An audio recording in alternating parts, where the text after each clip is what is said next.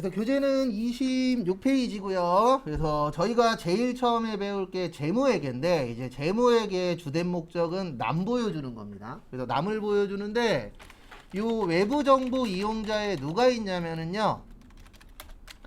첫 번째로 거기 교재에도 있어요. 26페이지 밑에서 네 번째 줄 보시면 주주. 우리 주주가 뭐 하시는 분들이죠? 주식 하시는 분들. 그래서 투자자죠. 그래서 뭐 개인 투자자도 있고 법인 투자자도 있는데 주주 그러면은 이제 주식 가지고 있는 분들이라고 보시면 되고요. 그 다음에 채권자. 앞으로 이 얘기 되게 많이 할 거예요. 채권 채무. 그래서 채권은 뭐 할 돈이 있는 사람이에요? 받을 돈. 그 다음에 채무는 갚을 돈, 줄 돈. 그래서 여기에서 말하는 채권자는 이분 생각하시면 돼요. 은행. 은행이 돈 빌려주잖아요. 그럼 우리는 그 돈을 빌려서 사용을 해야 되죠. 근데 그 은행에서 회사에 돈 빌려줄 때 그냥 빌려주지 않아요. 이 회계 정보를 봐요. 왜냐면 망하고 있는 회사한테 돈 빌려주면 안 되잖아요. 그럼 이 회사가 잘 되고 있는지 안 되고 있는지 판단을 해야 되는데 그거를 판단할 수 있는 것 중에 하나가 회계 정보예요. 왜냐면 회계를 보게 되면은 이 회사가 이익이 나는 회사인지 손해가 나는 회사인지 그 다음에 매출액이 얼마인지 이런 것들을 다 판단할 수 있잖아요. 그래서 은행에서는 이런 정보들도 같이 봅니다.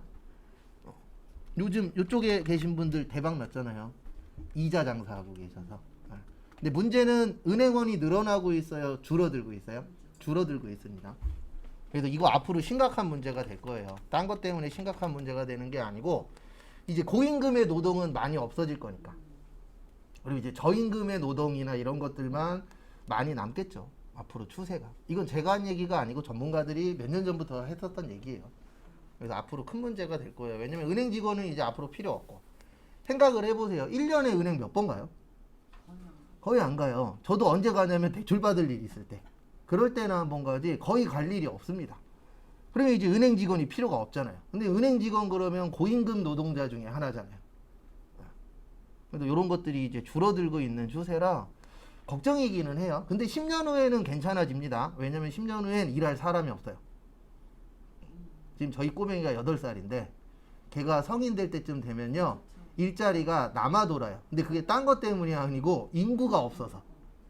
지금 저희 꼬맹이네 반이 지금 초등학교 1학년인데 18명? 그리고 3개 반밖에 없어요. 구시가지라 신시가지가 아니고 구도심지라 3개 반밖에 없어요. 가끔씩 물어보죠. 요즘 몇 명 있냐? 그러면 또 이사 가거든요. 친구들이 계속 신시가지로 신도시 쪽으로 그래고 인원이 계속 줄고 있다고 그 얘기 하긴 하더라고요. 그 다음에 경영자도 봅니다. 경영자는 왜 보냐면은 우리 회사가 잘 되냐 안 되냐에 따라서 직원을 늘릴 수도 있고 새로운 사업을 할 수도 있고 아니면 경기가 안 좋거나 아니면 잘 안 되면은 이걸 이제 어떻게 할 거냐 직원 수를 줄일 거냐 그런 것도 이제 고민을 해야죠.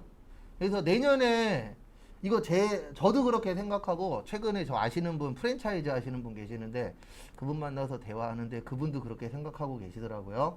잘릴 사람 되게 많을 거라고. 이미 시작했대요. 근데 연말이니까 피부에 안 닿을 뿐이지 내년에 아마 설 이후? 아마 한 3, 4월 달 되면 뉴스에 나올 거예요. 우후죽순으로 잘리고 있다고. 그러면 우리는 어떻게 지적해? 그 안에서도 또 있기는 있어요. 근데 이제 어쨌든 잘리는 사람들도 늘어날 예정이에요. 그러니까 내년에 큰일이긴 해요. 지금 이자 올랐죠. 영끌족 있죠. 그 다음에 내년에 잘리면은 그거 어떻게 갚아요? 그러면 이제 나 앉아야 되는 거죠. 그래서 앞으로 큰일이기는 해요. 욕심부리다가 다친 사람들 많잖아요. 주식하다 망한 사람, 비트코인 하다 망한 사람, 부동산 사갖고 돈 벌려다 망한 사람. 지금 저희 처남도 아파트를 사놨는데 내년 입주거든요. 못 들어가요. 돈이 부족해서. 그리고 전세 놓고 월세 산다고. 왜냐면 근데 전세는 대출이 없어야 들어가는 거잖아요. 그 공무원 그 대출 받아갖고 그거는 깔끔해요. 그쪽은 깔끔해요. 그런 거는 좀 깔끔하니까 크게 문제될 거는 없긴 해요. 그리고 공무원 그러면 아시잖아요. 우리나라에서 어쨌든 아직은 은행에서 제일 사랑하는 직업 중에 하나잖아요. 예, 이자율도 낮고. 예.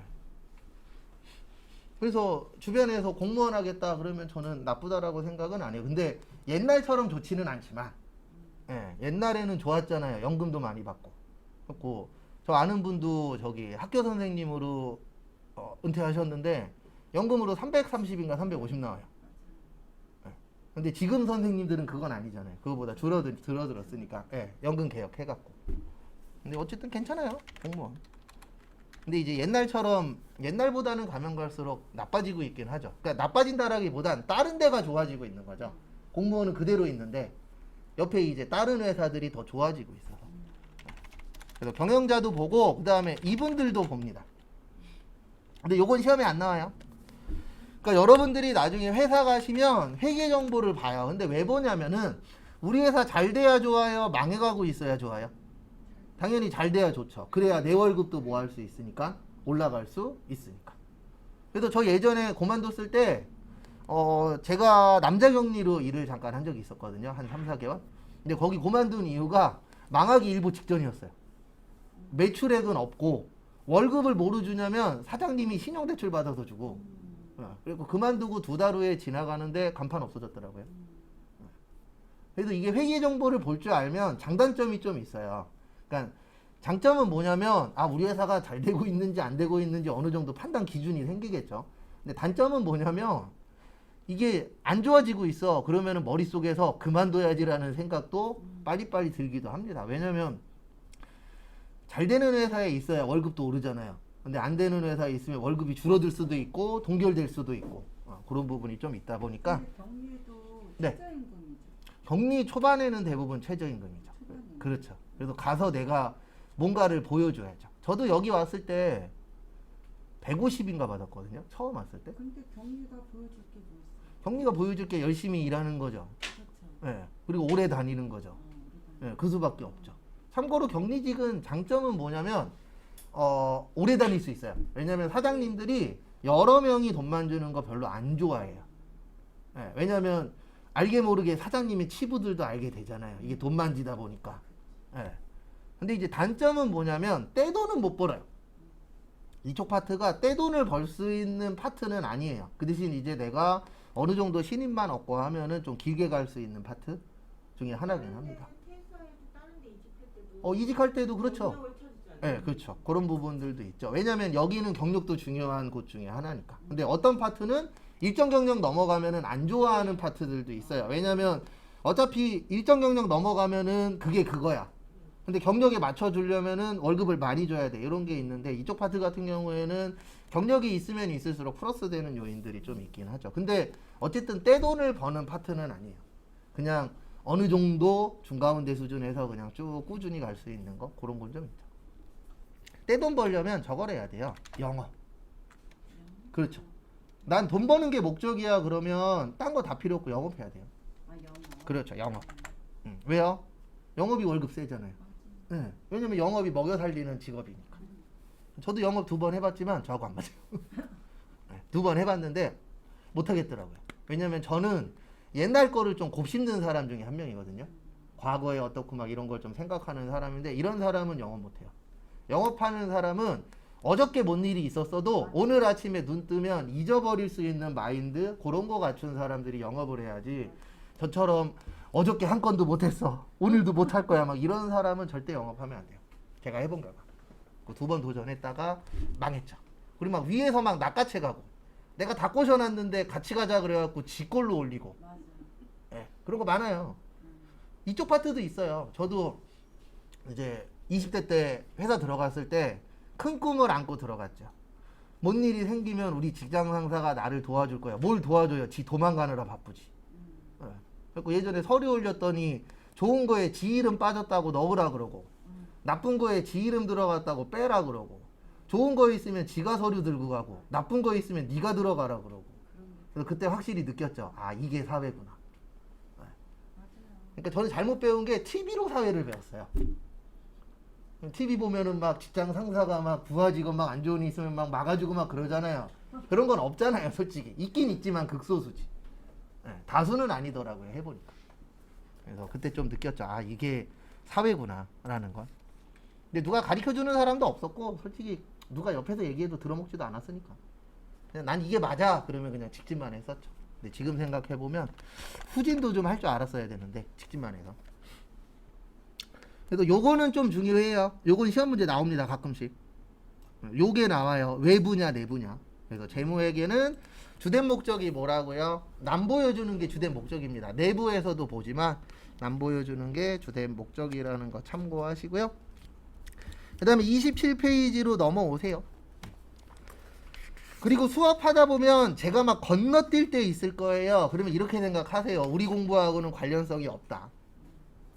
아니면 적다. 이렇게 생각하시면 됩니다. 27페이지 보시면 관리회계라고 있는데요. 저희는 원가회계를 배워요. 관리회계도 종류가 되게 여러 가지거든요. 근데 저희가 그 중에서 원가회계라는 걸 배웁니다. 그래서 원가회계는 뭐 계산하는 회계일까요? 네, 말 그대로 원가 계산하는 회계예요. 그래서 우리 요즘에도 많이 나오고 예전에도 많이 나오셨던 그 백종원 아저씨 있잖아요. 백종원 아저씨가 컨설팅 하러 가면은 맨날 거기 사장님들한테 뭐라 그래요? 원가 계산 해봤냐고. 근데 원가 계산을 꼭 해봐야 돼요. 장사하시는 분들은. 왜냐면 내가 1,000원에 파는데 원가가 990원이야. 그러면 이거 일만 죽어라고 하고 뭐예요? 남 좋은 일만 시키는 거예요. 근데 이것도 다 전략도 필요합니다. 참고로 주한역 같은 데는 비싼 거 팔면 망해요. 왜냐면 소비할 수 있는 사람들이 부자 동네는 아니기 때문에. 근데 청라나 송도 같은 경우에는 좀 비싼 거 팔아도 돼요. 왜냐면 청라나 송도 같은 경우에 집값이 좀 비싸잖아요. 그러니까 돈이 좀 있는 사람들이 많이 모여 있는 곳이기 때문에 그런 데는 좀 비싼 거 팔아도 돼요. 그래서 강남 가면 비싸잖아요. 그게 왜 그래요? 그 지역의 특징들이 있습니다. 비싸요. 그렇죠. 비싸야 또 많이 팔리는 곳들도 실제 있으니까. 그래서 어쨌든 요거 계산을 해야 돼요. 원가. 근데 우리가 배우는 원가에게는 여기 관련된 거예요. 제조. 제조회사. 공장. 여기 관련된 게 원가액이에요. 그래서 인천에 제조회사들 많잖아요. 공장. 그러면 거기에서 우리가 물건 만들어서 얼마에 만드느냐 이거 중요하잖아요. 왜냐면 1,000원에 파는데 원가가 700원이야. 그러면 300원 남는 거잖아요. 그래서 300원 갖고 이제 뭐 직원들 월급 주고 뭐하고 막 하겠죠. 세금도 되고. 그래서 얼마 남느냐도 어때요? 중요합니다. 그래서 맨날 백종원 아저씨 덕분에 알게 됐는데 식당의 원가는 높아야 40%보단 적어야 된대요. 그러니까 10,000원에 팔면은 원가는 4,000원보다 적어야 뭐 세금 내고 뭐하고 하면은 좀 남는다. 그 얘기 하죠. 그렇죠. 당연히 낮으면 낮을수록 좋죠. 왜냐면 그래야 남는 게 어떠니까요? 많으니까. 그래서 제조회사나 공장에서 하는 게 관리회계다라고 보시면 되고요. 그 다음에 여기 교재에는 빠져 있는데 요즘엔 세무회계라고도 해요. 세무회계. 요거는 이제 세금 관련된 겁니다. 그래서 저희는 두 가지를 배워요. 전산회계 1급 때에는 무슨 세요? 부가가치세. 그래서 요건 전산회계 1급 때 배우시고 그 다음에 전산세무 2급에서는 소득세 배웁니다. 부가가치세도 배우고 소득세도 배워요. 그래서 세금 관련된 거를 무슨 회계라고도 표현을 해요? 세무회계라고도 표현을 합니다. 그래서 회계 배우고 나시면 꼭 이쪽 파트에서 일을 안 하시더라도 플러스 되는 요인들은 분명히 있어요. 왜냐면 우리 살아가는데 뭐 내야 되죠? 세금 내야 되죠. 그 다음에 이게 자금이 어떻게 돌아가는지 이런 걸 이제 보는 데에 좀 더 이제 넓게 볼 수가 있죠. 지금까지 수업해보면 회계 괜히 배웠다라고 얘기하시는 분은 없었어요. 근데 이런 분들은 종종 있죠. 기왕 할 거였으면 한 살이라도 어릴 때 할 거. 근데 그게 왜 그러냐면 공부가 잘 안 돼요. 그러니까 공부가 잘 안 된다라기보단 기억이 잘 안 나요. 나이가 올라가면 올라갈수록. 그래서 저도 어렸을 때는 몰랐는데 20대에서 30대 될 때랑 30대에서 40대 될 때랑 다르긴 다르더라고요. 몸적으로도 다르고 정신적으로도 다르고. 이게 주변에 형들이 너 앞자리 바뀌면 달라질 거다 그러는데 뭐 어차피 지금하고 똑같은 거 아니야? 그랬는데 달라지더라고요. 조금씩. 그래서 한 살이라도 어릴 때 본인이 하고 싶은 거 있으시면 하는 게 좋습니다. 무조건 옛날처럼 너는 이러니까 이런 거 하지 마 이런 시대가 아니잖아요. 지금 시대 자체가. 그래서 제 목표는 남들 먹어본 거 다 먹어보자. 죽을 때까지. 그게 제 목표예요. 다들 목표 하나씩 있잖아요. 저는 남들 먹어본 거 한 번씩만이라도 먹어보자. 그 다음에 넘기세요. 이제 어디로 오시냐면은 쭉 넘어오셔서 저기 어디 갔냐. 요거 필요 없고 32페이지로 오세요. 거기 나머지 거는 앞으로 공부하면서 계속 볼 거니까 32페이지. 그리고 금요일 날은 꼭 로또를 사십시오. 저 월요일 날 안 나오면 로또 1등 된 겁니다. 근데 화요일 날은 나올 거니까 걱정하지 마시고. 이 얘기 10년째 하고 있는데 전 4등도 한번 돼본 적 없어요. 4등 얼마죠? 로또 4등. 로또 4등 5만 원이에요. 왜 5만 원이에요? 3개 맞췄습니다. 그렇죠. 전산세무 2급에 있어요. 기타 소득은 5만 원까지는 세금 안 내요. 그래서 5만 원이에요. 이거 세금 안 내니까. 옛날에는 비율로 줬거든요. 그러니까 이럴 때가 있었어요. 다등 당첨금이 5만 원보다 커. 그럼 무조건 은행 가야 돼요. 세금 띄고 받았어야 되니까. 근데 국가가 봤더니 이거 불편해. 그래서 5만 원으로 맞춰버린 거예요. 왜냐면 5만 원까지는 세금 안 내도 되니까. 그거 시험 문제 있어요. 많이는 아니지만 5만 원까지는 이유가 세금 문제 때문에. 그래서 32페이지 보시면 자산이라고 있습니다. 뭐라고 있으세요? 자산. 그 다음에 34페이지에 보시면 부채하고 자본 있어요.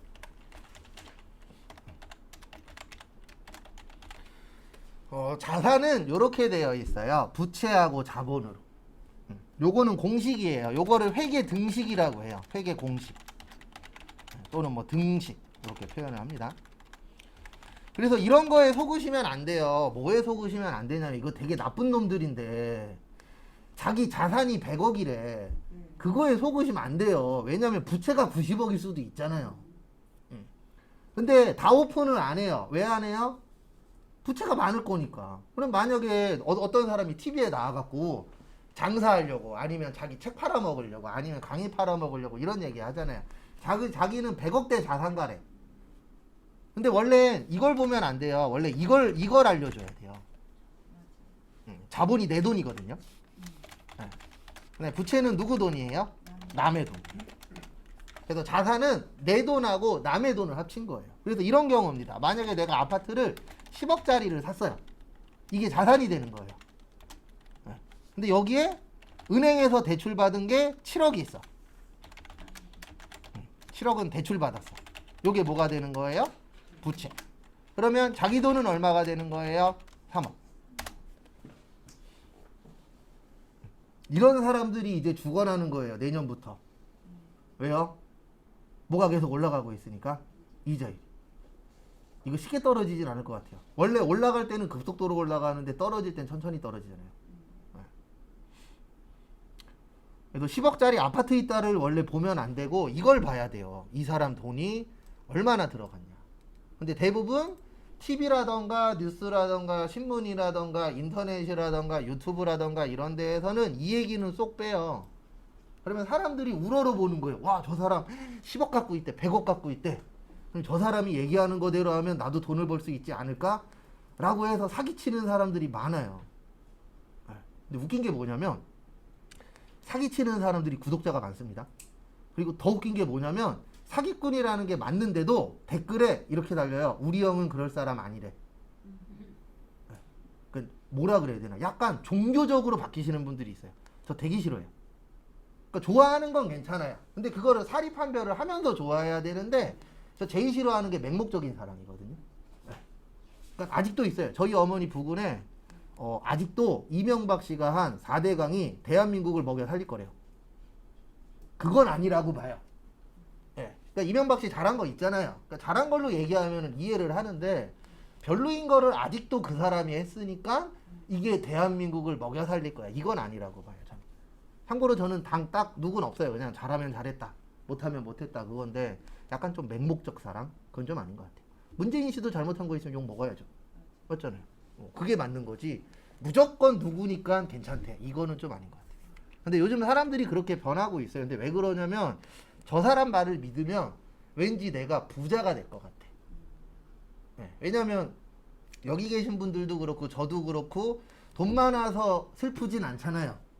돈 많으면 기쁘니까. 근데 저는 그런 거 잘 안 믿습니다. 저도 집에 돈 관련된 책들 몇 개 있거든요. 근데 저는 그거 읽으면서 무슨 생각 드냐면, 야, 지금 이대로 하면 망해. 맞잖아요. 왜냐면 그 사람들의 그때 상황하고 지금 상황하고 다르잖아요. 지금 부동산 투자하면 망해요. 맞잖아요. 근데 지금도 이렇게 떠드는 사람이 있어요. 지금이 기회래. 예, 지금 사래. 지금 사면 망해요. 누가 봐도. 예, 그런 사람도 있고. 그 다음에 얼마 전까지 집값이 오를 거라고 막 떠들다가 떨어지니까 또 지금은 뭐라 그래요? 집값 떨어지고 있으니까 사지 말라고. 엊그저께까지 계속 오른다 그랬잖아요. 그런 사람들도 많아서 판단 잘 하셔야 돼요. 뭘 하든 본인 책임입니다. 그래서 그런 사람들 댓글 보면은 이런 거 달리는 것도 있어요. 너가 하라 그래갖고 내가 샀는데 너가 책임질 거냐 그러면 댓글에 뭐라고 달리는지 아세요? 나는 사라고 한 적 없어. 난 사면 좋겠다라고 했지 난 너한테 사라고 한 적 없어. 다 이렇게 달려요. 근데 결과적으로는 사라고 다 꼬셨잖아요. 그래서 판단은 본인이 하는 거고 책임도 본인이 지는 겁니다. 남들이 져주는 거 있어요? 없어요? 없어요. 그리고 100개 잘못됐다가 하나 잘 되잖아요. 그러면 자기가 그거 맞췄다고 자기는 신이래. 네. 아 진짜 그래요. 100개 못 맞추다가 하나 맞추면은 거부라고. 내가 오른다 그러지 않았냐고. 네. 그런 사람들 되게 많기 때문에 조심하셔야 돼요. 참고로 저는 부자가 될 수 없는 정신 상태를 갖고 있어요. 네. 왜냐면 지금도 그렇고 예전에도 그렇고 앞으로도 그럴 거고 누가 나한테 좋은 거 있대 그러면 머릿속에서 무슨 생각이 드냐면 좋으면 네가 하지 왜 나한테 하냐. 네. 참고로 저 같은 사람은 부자 못 돼요. 근데 누가 좋은 거 있대 그러면 이거 좋은 거야. 이거 해갖고 돈 벌어야지. 이런 사람이 부자가 되거나 쪽박을 차거나 둘 중에 하나고 저 같은 사람은 그냥 살기만 해요. 잘 사는 것도 아니고 못 사는 것도 아니야. 그냥 살아요. 그래서 예전에 TV에 그런 거 많이 나왔잖아요. 금수저 흑수저. 그리고 와이프랑 출근하기 전에 TV 보는데 나오는 거예요. 막 금수저는 월급이 얼마고 재산이 얼마 있고 쭉 나오더라고요. 흑수저는 얼마고 나오더라고요. 그래서 오빠 우리는 금수저야 흑수저야 그랬고 그냥 우린 수저야. 거기 없어요. 네, 금수저 흑수저 사이에 없어요. 내 내용은. 그래서 우린 그냥 수저야 그러고 말았는데 전 지금도 그러고 살아요. 그래서 로또는 사요. 왜냐면 로또는 일주일에 5,000원이면 되니까. 5,000원 갖고 이제 5만 가지 꿈을 꾸는 거죠. 아 월요일 날 출근 안 할 거야. 화요일부터 출근할 거야. 이거부터 해갖고. 근데 중요한 건 안 되더라고요. 그래서 남이 뭐라고 얘기할 때 그 제일 중요한 거를 볼 줄 알아야 돼요. 그래서 저도 예전에 이제 결혼하기 전에 저희 어머니 주변에 아시는 분들이 맨날 아들 자랑 하잖아요. 그럼 맨날 어머니가 저기 공원 갔다 오시면 맨날 저를 앞에다 두고 누구네 아들은 얼마를 번다는 둥 회사에서 자동차를 준다는 둥 맨날 그래요. 그러면 저는 딱 한마디만 합니다. 급여 명세서 갖고 오라고. 아니면 통장에 찍힌 4번 갖고 오라고. 그러면 내가 믿어주겠다고.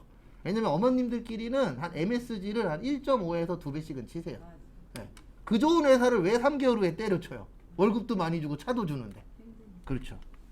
그래서 절대 공짜는 없습니다.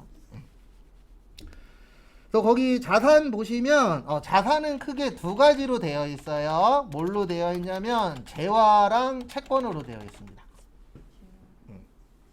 뭘로 되어 있다고요? 재화하고 채권. 그래서 재화는 요게 재화예요.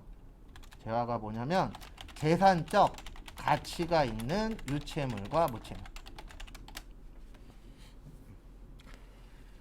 그래서 회계에서 가장 중요한 게 요겁니다. 가치.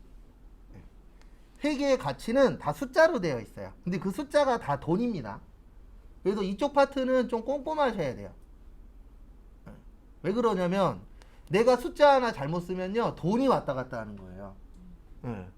그래서 이거 예전에 되게 오래된 얘기인데 예전에 어느 그 증권회사가 망한 적이 있었어요. 직원이 컴퓨터 잘못 쳐갖고 1,000중가를 팔아야 되는데 100만 중가, 10만 중가를 팔아버린 거예요. 예전에 있었어요 그런 일이. 그래서 좀 돈 관련된 업무를 하실 때는 좀 꼼꼼해야 돼요. 근데 그게 딴 것 때문이 아니고 내가 일을 하나 덜 치냐에 따라서 왔다 갔다 하는 금액이 달라지잖아요. 100만 원이 1,000만 원이 될 수도 있는 거고 1,000만 원이 100만 원이 될 수도 있는 거고. 그래서 이게 좀 꼼꼼하긴 해야 됩니다. 근데 가면 갈수록 실수 하락률은 줄어들어요. 근데 왜 그러냐면 시스템적으로 그런 것들을 보완을 해놓기 때문에 가면 갈수록 실수 하락률은 줄어들기는 한데 그래도 어쨌든 최소한도로 실수를 안 할 수는 없습니다. 그래서 저희는 다 돈만 지는 거니까 좀 꼼꼼하신 분들이 좀 유리는 해요. 그 다음에 유채물의 뜻이 뭐죠? 보이는 예, 보이는 거, 만질 수 있는 거. 예, 무채물은요? 못 만지는 거. 그래서 앞으로는 이쪽이 돈 봅니다. 앞으로는 삼성전자 같은 회사를 목표로 하시면 안 돼요. 앞으로 내가 사업을 할 거야 그러면요 카카오톡을 목표로 해야 돼요. 카카오톡 물건 만드는 회사 아니잖아요. 근데 돈 엄청나게 벌죠. 왜 그러냐면 이 무채물 쪽이 앞으로 무궁무진할 거거든요. 그리고 앞으로는 저기 물건 만들어서 돈 버는 시대는 아니라고 해요. 그래서 무채물 쪽에 내가 뭐 어떤 디자인을 잘 만들어. 그래서 가끔씩 TV에 나오잖아요. 카카오톡 이모티콘으로 뭐 1년에 1억을 벌었느니 몇 억을 벌었느니 이런 사람들 있어요? 없어요? 있죠. 앞으로는 그런 무형의 것들로 돈을 버시는 분들이 늘어난다라고 해요. 그리고 이제 몸을 쓰거나 이런 것들은 뭘로 많이 대체가 될 거예요? 기계로. 또 이미 강남에 있잖아요. 닭 튀기는 로봇. 예, 있죠. 그리고 휴게소에 지금 30개인가 50개 깔렸잖아요. 커피 타주는 로봇. 예. 그 다음에 강남 쪽에 가면 그것도 있어요. 저기 찌개 만드는 로봇. 예. 그래서 앞으로 무인화가 아마 이런 코로나가 한 번만 더 오면은요. 무인화 속도가 지금의 두세 배 정도 빨라질 거예요. 이미 어느 정도 테스트는 하고 있잖아요. 예. 우리 편의점도 무인화로 많이 바뀔 겁니다. 지금 편의점 무인화인 곳이 아직은 많지 않죠. 그거 왜 그런지 아세요? 두 개 때문에 그래요. 아니요. 술하고 담배 때문에. 이 술하고 담배를 아직 무인으로 완벽하게 팔 수 있는 시스템이 덜 갖춰졌어요. 그리고 저 아는 애가 예전에 편의점에 했었는데 그 얘기 하더라고요. 무인화가 안 되는 이유 중에 하나가 그것 때문에 그런데요. 술하고 담배. 이거는 꼭 확인해야 되잖아요. 이거를 이제 무인으로 완벽하게 시스템이 되면 무인화가 엄청 많이 깔릴 거라 그러더라고요. 그래서 지금 계속 테스트 중이에요. 그래서 지금 하고 있는 것 중에 하나가 들어갈 때 신용카드 찍고 그 다음에 뭐냐 술이나 담배 살 때는 운전면허증이나 주민등록증 확인하고 그런 식으로 이제 지금 테스트 중이라고 뉴스에 나오더라고요. 그래서 그게 이제 어느 정도 되면은 그때부터는 아마 편의점에서도 사람 보기가 힘든 시대가 오지 않을까. 그리고 옷가게도 무인화 생겼잖아요. 옷가게에 사람이 없어요. 그냥 본인이 마음에 드는 거 입어보고 거기에서 이제 무인 기계로 해갖고 계산하는 거. 그것도 이미 있고. 그 다음에 식당 가면 있잖아요. 서빙해주는 로봇. 저희 꼬맹이는 그런 데 가면 걔 보고 싶어갖고 뷔페 같은 데 가잖아요. 그럼 그거 있으면 하나 먹고 눌러요. 네, 하나 먹고 접시 하나 생기면 누르고 주고 그 재미로 왔다 갔다 하더라고요. 근데 그게 절대 좋은 건 아니죠. 왜냐면 사람이 필요 없어지는 거잖아요. 네, 그래서 이게 그리고 참고로 대한민국이 전 세계에서 무인화 1등입니다. 네, 일본이 한 45%? 한 40% 줬는데 대한민국이 65%인가? 무인화 시켜놓은 게. 아니요, 그거 저도 그거 보고 놀랐어요. 비율로 나왔는데 일본이 저도 1등일 줄 알았는데 일본이 50%가 안 되는데 한국이 65%인가 60%인가 그래요. 일본에서 와갖고 그래서 무인화 되는 속도가 훨씬 더 빠르다 그러더라고요. 그래서 저도 그거 보고 이거 잘못된 거 아니야? 근데 맞다 그러더라고요. 그 다음에 채권은 뭐 할 돈이요? 받을 돈. 그래서 앞으로 이 얘기 많이 할 겁니다. 채권자하고 채무자. 그래서 채권자 그러면 받을 게 있는 사람이고 채무자 그러면 뭐 할 게 있는 사람이에요? 갚을 게 있는 사람, 줄 게 있는 사람. 전 이겁니다. 열심히 은행에다가 대출금 갖고 있죠. 집 조그만 게 있어갖고 어쨌든 살아야 되니까 계속 전세를 살 수는 없잖아요. 그래서 최근에 빌라 처갓집에 살던 빌라를 받았는데 와이프는 좋대요. 저는 솔직히 집에 대한 큰 감흥은 없어요. 전 그냥 집 그러면 잠만 자고 나 일만 할 수 있으면 돼. 약간 전 그거고. 근데 와이프가 이제 이사를 저희가 3번 했는데 3번 다 와이프가 있거든요. 전 일 나가고 저는 일을 못 빼는 상황이니까 와이프는 일을 뺄 수 있어서 와이프가 3번 하더니 그 얘기 하더라고요. 오빠 이사 그만 갔으면 좋겠다고. 갑자기 얘기하는 거예요. 저한테. 처갓집 이사 가는 건 알고 있었거든요. 그러더니 오빠 저 집으로 가면 안 돼. 그랬고 왜? 그랬더니 거기에서 처남이 잘 풀려서 약간 그런 거 있잖아요. 앞집에 자녀가 잘 풀리면 우리 자녀한테도 좀 도움이 되지 않을까? 그리고 계산해 봤는데 그 정도는 감당되겠더라고요. 그래서 그래 그러면 사라 그랬더니 일사천리로 사버리더라고요. 네, 누구의 힘을 빌리셨어요? 은행의 힘을 빌렸죠. 어쩔 수 없이. 네, 돈이 그렇게 많은 건 아니니까. 그래서 거기 33페이지 위에 잠깐만 보시면 현금 있습니다. 네, 요거는 아마 오늘 마지막 시간이나 아니면 내일 또 볼 거예요. 그래서 현금 있고 예금 있고 매출채권 있고 미수금 있고 쭉 용어 나오시죠. 그 용어를 계정 과목이라 그래요. 뭐라 그런다고요? 계정 과목. 이 회계를 잘하는 사람과 못하는 사람의 차이점은 이 계정 과목을 얼마나 잘 이해하고 있느냐 그 차이점입니다. 그래서 요게 좀 어려워요. 근데 왜 어렵냐면 일반적으로 쓰는 것도 있지만 처음 보는 것들도 있거든요. 그래서 제가 나중에 이런 부분에 대해서는 하나하나씩 다 설명을 드릴 겁니다. 그럼 거기에 맞춰서 처리를 하시면 되세요. 그래서 저희가 마지막 시간에 분계라는 거라거든요. 뭐 한다고요? 분계. 이 분계를 잘하는 사람과 못하는 사람의 차이점은 계정 과목을 얼마나 기억하고 있느냐. 그래서 합격을 하시려면 많은 계정 과목을 이해를 하셔야 돼요. 그래서 계정 과목이라는 거 잘 봐두시고요. 그 다음에 34페이지로 넘어오세요. 오늘은 그냥 전체적인 틀만 볼 거예요. 세부적인 내용은 아마 내일부터. 그래서 34페이지 보시면 부채라고 있습니다. 안 좋은 거예요. 빚이라고도 하고 남의 돈이라고도 합니다. 타인 자본. 그 다음에 채무라고도 해요. 그래서 결론은 내 거예요, 남의 거예요? 남의 겁니다. 근데 요즘 들어서 느끼는 게 다 그런 건 아니지만 과거보다는 가면 갈수록 이 부채에 대해서 사람들이 겁을 안 내요. 이 부채가 되게 무서운 거거든요. 잘 됐을 때야 당연히 상관없지만 잘못됐을 때 이 부채 때문에 힘들어 하잖아요, 사람들이. 근데 과거보다는, 근데 제가 봤을 때 이거는 그 미디어의 문제도 있어요. 어느 순간부터 미디어에서 뭐라 그러냐면 빚 왜 갚아? 빚을 눌려서 투자를 해. 그래갖고 돈 벌어. 라고 얘기하는 애들이 늘어나고 있어요. 안 되면 파산하라. 그렇죠. 안 되면 파산하고, 파산 그것도 뭐 아무나 해요. 파산하는 순간부터 사람 사는 게 아닌데. 그래서 언젠가부터 돈 1억은 돈도 아닌 것처럼 사람들이 얘기하고 1억 되게 큰 돈이거든요. 여러분들도 한번 도전해보세요. 저는 성공은 했어요. 저 10년 동안 1억 모았거든요. 투자 이런 거 말고 순수하게 월급만으로. 네. 제 목표는 1년에 1,000만 원 모으자가 목표였어갖고 1년 동안에 1,000만 원 모아서 1억 만들어서 그거 자금으로 해갖고 장가 가긴 했죠. 네. 집에서 도움은 딱 하나 받았어요. 저기 중고차 한 대 사주시더라고요.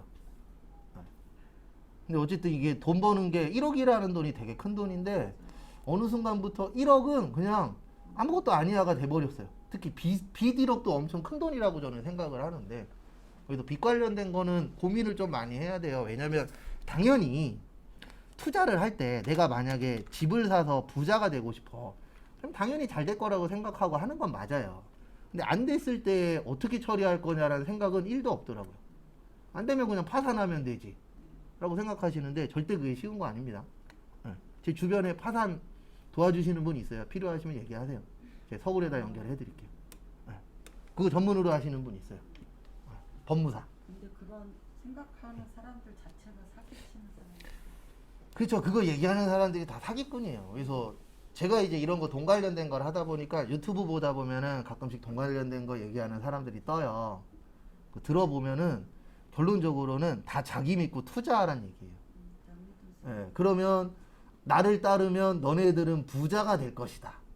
예. 근데 그렇게 해서 부자 될 거면은요, 다 부자 됐어요. 맞죠? 예. 100명 중에 한 명이 부자 되면 거 봐라. 내 말 따르니까 부자 되지 않았냐? 100명 중에 한 명이면요 1%잖아요. 1% 성공해갖고 그게 성공이라고 볼 수가 없다라고 저는 생각하는 사람 중에 한 명인데 그런 걸 이제 많이 보여주려고 노력하죠. 그래서 유튜브 볼 때도 조심하셔야 되는 게 요즘에 저런 거 되게 많아요. 프랜차이즈 회사에서 자기들 홍보하려고 그 몇십만 몇백만 되는 그 구독자 있는 채널에 나가갖고 뭐 자기가 뭐 한 달에 뭐 월 1,000만 원을 벌었네, 몇 천만 원을 벌었네. 자세히 보면 결론적으로는 자기 프랜차이즈 하니까 우리 프랜차이즈 와서 하세요 이런 거예요 내용들이. 그래서 무조건 하지 말라가 아니고요. 할 거면 남들보다 빨리 해야 돼요. 그리고 남들 할 때 빠져나와야 돼요. 권리금 받고. 그러면 부자 되는 거예요. 근데 저는 항상 이렇게 생각하고 살거든요. 내기에 들어오면 늦었다. 예, 제가 부자 못 된다 그랬잖아요. 예, 그 이유 중에 하나가 내기에 들어오면 늦은 거예요. 예, 그래도 제가 뭐 우리 세대는 불가능하다라고 생각하는데 통일되면요. 여러분들보다 통일 정보는 빨리 들어옵니다. 예, 저희 처남이 현재 통일부에 있어요. 예, 통일되면은 그 정보는 빨리 줄 거 아니에요. 그럼 저 수업하다가 삽 들고 북한으로 들고 뛸 거예요. 부동산 사러 가야 되니까. 그러니까 요즘엔 다 정보전이라. 근데 정작 중요한 정보는 안 가르쳐 주더라고요. 자기들끼리만 알지. 그게 돈이니까. 그래도 부채는 많은 거보다 뭐 한 게 좋은 거예요? 예, 적은 거. 그리고 없는 게 가장 좋긴 한데 솔직히 지금 현 시대에서 없을 순 없어요. 특히 이제 결혼하게 되면 집이 한두 푼이냐고요. 그리고 집을 부모님이 사줄 수 있는 여력이 되는 사람이 몇 명이나 되겠어요? 몇 프로 안 되잖아요. 대부분이 이제 빚을 져서 살 수밖에 없는 부분이긴 하죠. 그리고 공인중개사 필요하시면 얘기하십시오. 참고로 여기 원장님이 아시는 공인중개사 많아요. 왜냐면 여기가 예전에 공인중개사원이었거든요. 진짜로. 아시는 공인중개사분들 많아요. 그래서 거기 밑에 보시면 뭐 매입 채무, 미지급금, 선수금, 차입금 이런 것들은 앞으로 볼 거예요. 그 다음에 34페이지 밑에 보시면 자본. 자본은 뭐 자기 자본이라고도 하고 내 돈이라고도 하고 뭐 회사로 치면 회사 돈이 자본이 되는 겁니다. 그래서 자본이 많은 회사가 튼튼한 회사예요. 그리고 빚이 많은 회사는 위험한 회사입니다. 그래서 만약에 아까 잠깐 설명드렸지만 우리 회사가 자산이 10억이야. 근데 7억이 부채고 자본이 얼마라고요? 3억이야. 그러면 이런 회사는 조심해야 돼요. 이런 회사는 언제 망해도 이상하지 않아요. 왜냐면 내 돈으로 갚을 수 있는 건 3억밖에 없잖아요. 근데 빚은 얼마죠? 7억이죠. 그러면 내 돈으로 갚고 나면 나는 빚쟁이가 되는 거예요. 맞죠? 그래서 부채보다는 뭐가 많은 게 좋은 거예요? 자본. 그래서 결혼 안 하신 분들은 결혼할 때 상대방 배우자 될 사람이 자산이 얼마 있는지, 부채가 얼마 있는지, 자본이 얼마 있는지 이런 것도 다 확인해야 돼요. 요즘 시대는 어쩔 수 없어요. 왜냐면 결혼했는데 예전에 뉴스에도 몇 번 나왔잖아요. 혼수를 해왔는데 혼수를 다 카드로 해왔어. 그래갖고 첫날 밤 손잡더니 오빠 우리 둘이 열심히 갚으면 돼. 그러면서 자기는 집에서 살림하겠대. 미쳐버리는 거예요. 그러면 맞죠? 결론은 뭐예요? 네가 돈 벌어서 열심히 갚아라. 그래서 저도 예전에 잠깐 2달 만난 아가씨가 있었는데 지금 생각해보면 제가 바보였던 거예요. 그때 좀 순진해갖고 이쁘게 생기셨어요. 근데 만나잖아요. 그럼 밥 사는 것까지는 이해를 해. 그러면 어딘가를 가요. 그러면 자기네 집 생활용품을 사가요. 한 7만 원어치씩. 한 5만 원에서 10만 원 사요. 그럼 또 이 바보가 또 그걸 또 사줘. 그러다가 이제 결혼 얘기가 나왔어요. 잠깐. 그러더니 자기가 버는 건 자기 엄마 줘야 된대. 2달 사귀고? 그러게요. 갑자기 그 얘기를 하더라고요. 자기가 버는 건 자기 엄마 줄 거래. 그리고 거기서 딱 알았죠. 아 얘는 아니다. 와이프한테 얘기한 거 아니겠지? 와이프한테 이런 얘기하면 쳐맞아요. 큰일 나지. 예전에 사귄 사람이 있어도 결혼하고 나면 오빠 내가 몇 번째야 그러면 너가 첫사랑이야. 안 믿어도 그래야 됩니다. 너가 몇 번째야 그러는 순간 난리 나죠. 그렇죠. 어쨌든 쉽진 않더라고요. 뭐든지 다. 저도 솔직히 결혼 못해서 외국 가야 되지 않을까 그 고민도 했었어요. 그래서 전 부모님한테 이미 허락 받았었어요. 내가 40살까지 장가를 못 가면 저기 우즈벡 가겠다. 그랬더니 부모님도 그래 너가 40살까지 못 가면 갔다 와라 까지 허가까지 받아놨어요.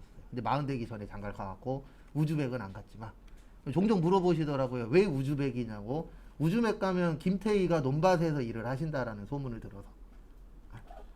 참고로 제 친구는 저기 와이프가 필리핀 분이세요.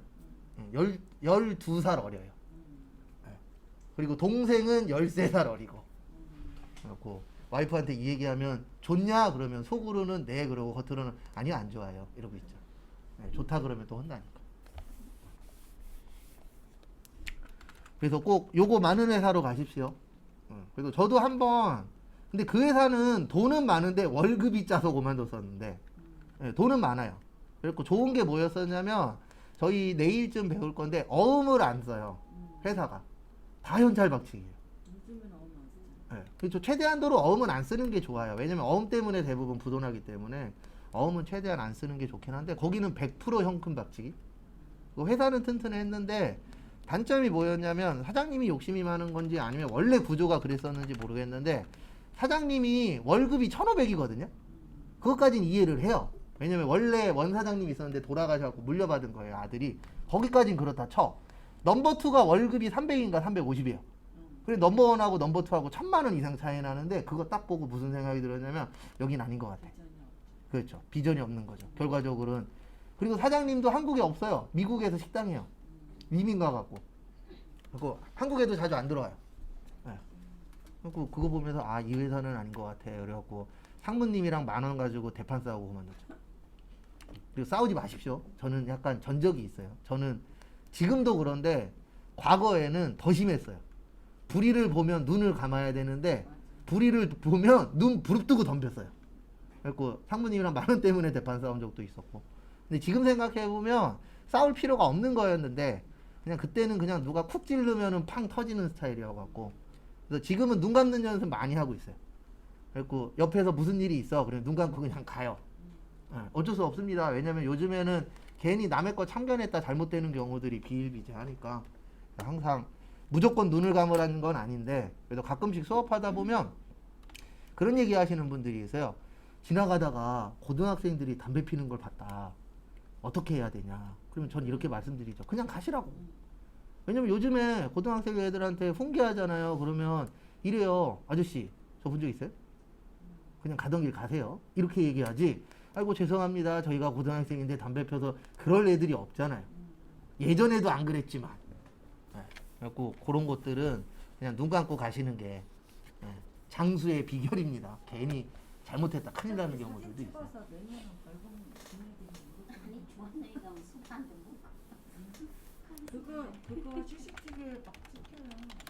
근데 요즘에는 걔네들도 다 암암리에 몰래 피는 데들이 다 있어요. 근데 희한하게 우리 아들이 그 건물 밖에서 담배 피는 걸 찍혔는데 그게 어떻게 집으로 날라오나 몰라? 그게 또 되어 있나 보죠 시스템으로. 아, 그렇게 들었어. 예, 그게 다 시스템으로 해갖고. 그게 날라왔어. 예. 흡연한 게. 비흡연하는 데서 그 장소가 아닌데 해가지고 집으로 걔도 몰라. 이게 왜 찍혔냐고. 그래갖고 근데 앞으로 그런 거 더 많을 거예요. CCTV 잘 돼 있잖아요. 그러면 나중 되면은 요 사람이 뭐 했을 때. 저희 어머니는 한 3년 전인가 무단횡단에서 하다가 여경이 쫓아오더래요. 10분을 도망갔는데 10분을 쫓아와서 잡혔다고. 그 벌금 내셨다 그러시더라고요. 음악할 필요 없어요. 어차피 다 내게 돼 있어. 그렇죠. 그 다음에 35페이지 보시면 수익. 일반적으로 수익이 간단하게 설명드리면 번 돈이에요.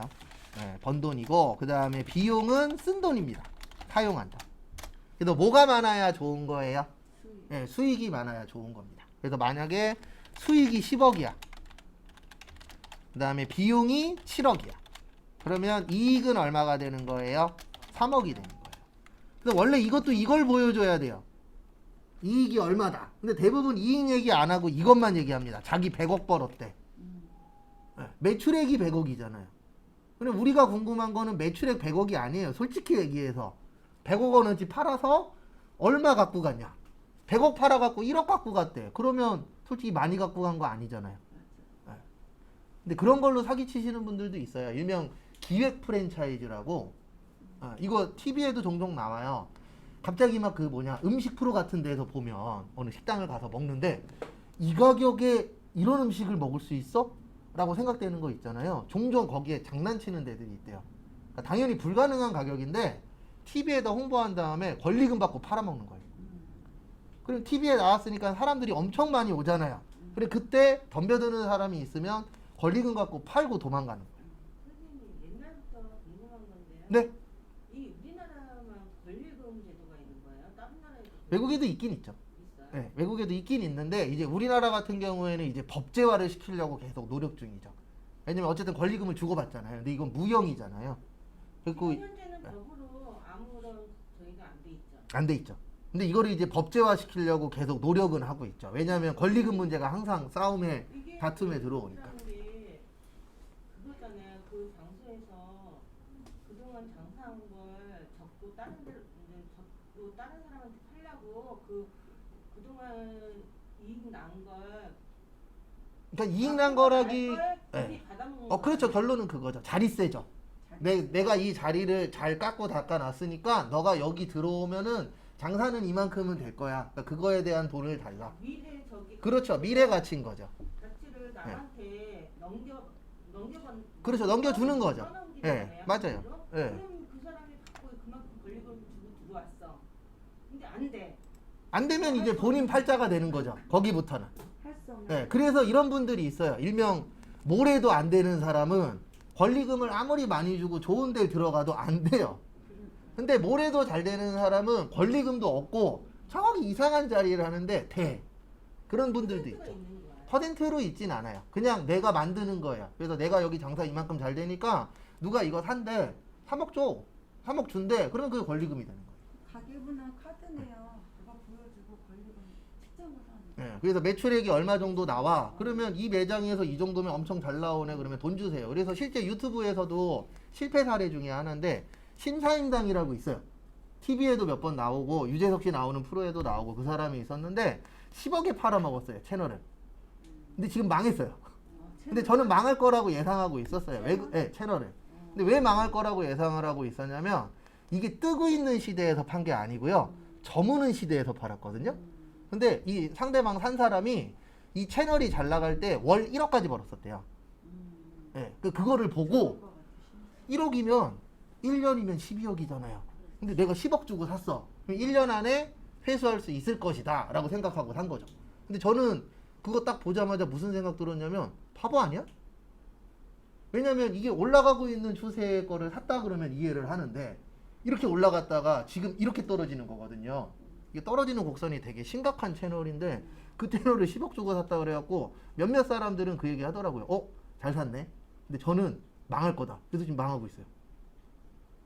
제 장담하는데 그 10년 동안에도 10억 회수 못 할 거예요. 그래갖고 왜 샀지? 그 생각이 딱 들더라고요.